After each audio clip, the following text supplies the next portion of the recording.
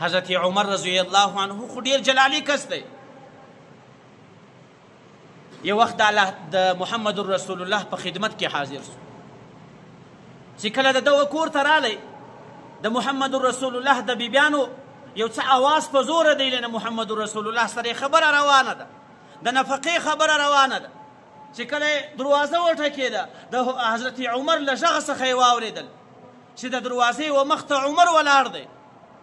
هغه ټول بیبیانې چپې سولې، یوې هم غږ نه کوی، ډېره خاموشي جوړه سوله. حضرت عمر ورته فرمایي چې ای ام المؤمنین، تاسو خو د ټول امت میندې یاست او تاسو د محمد رسول الله و مخ ته دومره په زوره غږېداست، او چې کله عمر رالی ستاسو غږ چپ سو، د عمر په مخ کې چپ سولاست، هېڅ هم نسئ ویلی، او د الله د رسول په مخ کې دومره سخت او په دومره په زور آواز باندې غږېږي. نو د امت میندې د محمد رسول الله بیبیانې ورته فرمایي چې ای عمره، محمد رسول الله خو رحمت للعالمین دی، دا خو د ټول امت لپاره رحمت دی، دا خو زموږ هر ناز و شفقت وړي، موږ پر هغه باندې زړه کولی سو،